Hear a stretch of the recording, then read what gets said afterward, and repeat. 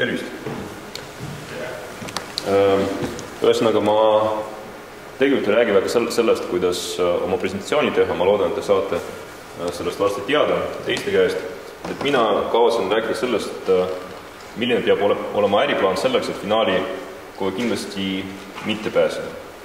Ja ma jällegi jäin sellega vist natuke hiljaks, aga teil on järgmine aasta võimalik seda kõike edukalt rakendada. Et esimene kindel reegel selleks, et finaali mitte jõuda, on see, et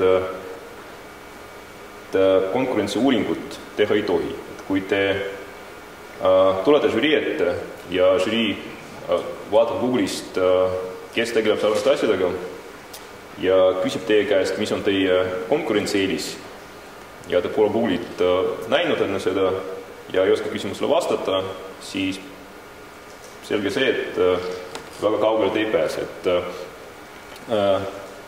Ma ei saa välistada, et mõni neist, kes on selles top 20-s, ei ole seda teinud ja vaatama sellele läheb edasi. Aga siin ei tasu rõõmustada, sellepärast, et see etteaste žürii ees on teil veel ees, nii et kui te tahate ikkagi, et see vastus oleks teil olemas, kes on teie konkurendid, miks te olete neist paremad, siis google.com on selline koht, kus võiks selle kohta infot saada.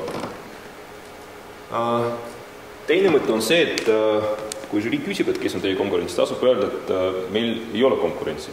Siin on kaks varianti, et kas konkurentsid on ikkagi olemas, mis võib lõppeda sellega, et žürii lihtsalt ütleb teile, kes on teie konkurendid ja siis ütleb nägemist. Ja teine variant on see, et konkurentid tõepoolest ei ole. Siin ei ole midagi head, sellepärast, et siin on jällegi kaks võimalust. Et suure tõenäoliselt, kui konkurents puudub, siis seda toodet ei ole kellelgi vaja.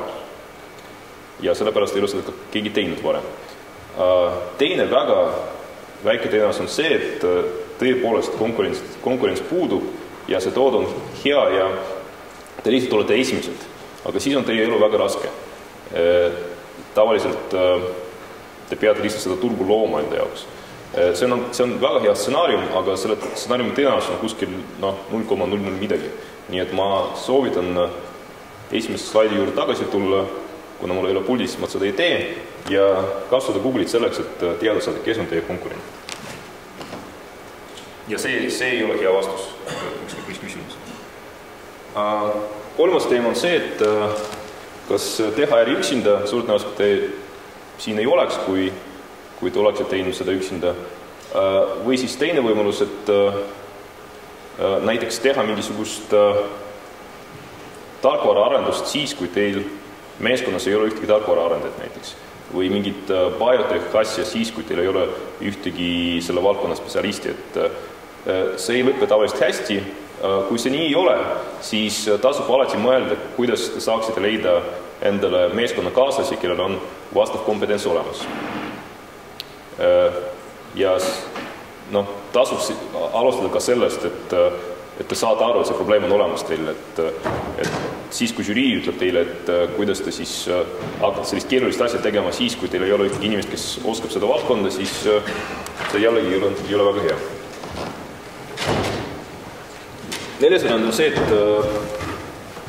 kui te tahate, et ütleme, investor ei annaks teile raha või žürii laseks teile edasi, siis tasub öelda, et ma siis teen seda asja ja siis ma pärast mõtlen, kuidas sellega raha teenida. Et alguses tuleb palju kasutajaid või teeme toode valmis ja siis saame teada. Et tegelikult on see alati tõsi, sellepärast, et 95% firmadest, kes on edukad, vähemalt internetis, nad ei tegele sellega, mis oli kirjas nende äriplaanis. Eks nad teevad midagi muud, mis tähendab seda, et nad ei teadnud, kuidas raha teenida. Ja vaatamata sellele tuleb alati öelda, et ma tean, mis on minu äriplaan, ma tean, mis on minu turuallikad ja ma väga täpselt tean, palju ma teenin siin 3 aasta pärast. Siin tasub ka ütleme, olla veidi tagasihoidlik. Üks näide, ma arvan, kas esimesest või teisest ajujahiest oli see, kus üks meeskond tegi toodet, millist täpsemalt see ei ole väga oluline, ja siis, kui nende käest küsidi, aga miks te arvate, et inimesed hakkavad seda ostma, siis nad vastasid, et statistika järgi Eesti keskmise perekonna sissetulekud olid X krooni ja väliminekud olid siis Y krooni aastas ja Y on suurem kui X, järelikult inimestel on raha üle. Ja kuhu see raha läheb? Loomulikult meie asja ostmiseks. Et tasub nagu konkreetsemalt seletada, miks just teie toode või teenus on see, mille peale inimesed viitsid raha kulutada. Kui te olete mõelnud, kuidas raha teenida, siis see ei ole hea variant.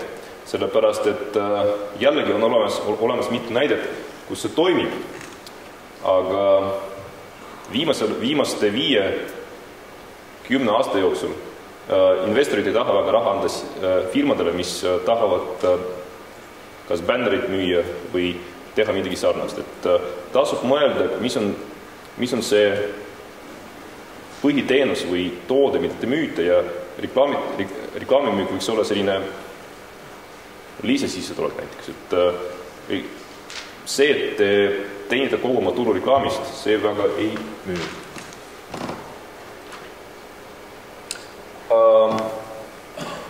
See on hea ärimudel iseenesest, aga mitte ajujahi jaoks. Tavaliselt žüriika püüab vaadata, et see äri oleks kas või natuke innovatiivne, natuke uudne. Et kui te lihtsalt vaadate, et Eestis ei ole müügil näiteks mingit asja, mis on Inglismaal täitsa olemas ja hakata seda lihtsalt, või Hiinas näiteks, ja hakata seda sealt tellima ja Eestis müüma, siis te võite raha teenida, aga suure tõenäoliselt mitte ajujahi auhinnafondist.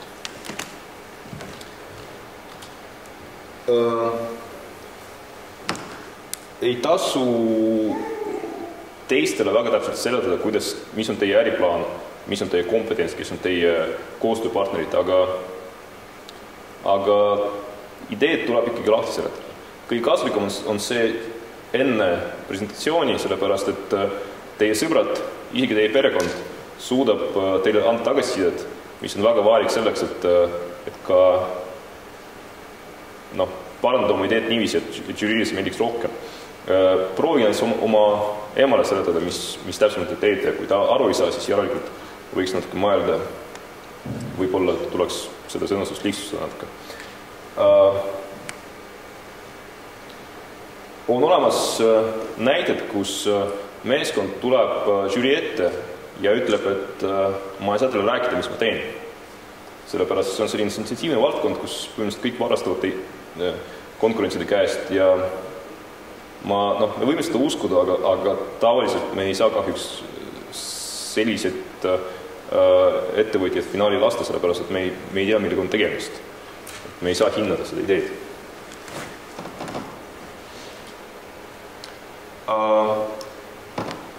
Mõnikord juhtub, et idee iseenesest on väga tore, aga selle elluviimine ei ole tänapäeval väga võimalik. Pean tunnistama, et mõnikord mõni selline idee on jõudnud päris kaugele ajujahi struktuuris, aga aastate jooksul žürii on läinud ka natuke tarbemaks. Nii et juhul, kui te tunnete, et te ei kavatse seda ellu viima ja võib-olla see ei ole ka võimalik, näiteks mingisugune, ma ei tea, mis need näidet olid, et elektriauto, mis laeb ennast ilma elektrita ja mille prototüüp on sinu garaažis olemas, tegelikult seda seal ei ole. Et selliste ideedega ei tasu ajujahi žürii ette minema, sest et mõnikord mõni žürii liige võib tahta seda ka oma silmaga näha. Ja siis on probleem.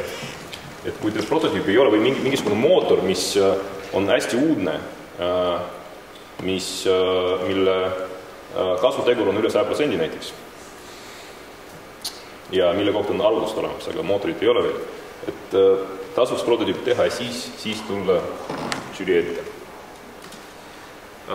Ja eriti oluline on siis selle mootoriga tulla siis, kui te ei küsi eksperdi arvamust. Siin ülikoolid on kõrval, te saate lihtsalt mõnda professori arvamust küsida, sest žürii põhimõtteliselt väga aru ei saa, mis mootoriga on tegemist, aga kui mõni professor, kes tegeleb selle valdkonnaga, ütleb, et jah, see ilmselt toimib või isegi võib-olla aitab teid prototüübi valmistada, siis see on hoopis teine asi. Tavaliselt on punkt 10, aga mul on nüüd 9. Nii et ma meelega tegin seda lühemaks, et vastata teie küsimustele. Programmi lõpus ei ole siin, nii et küsida võib praegu juba.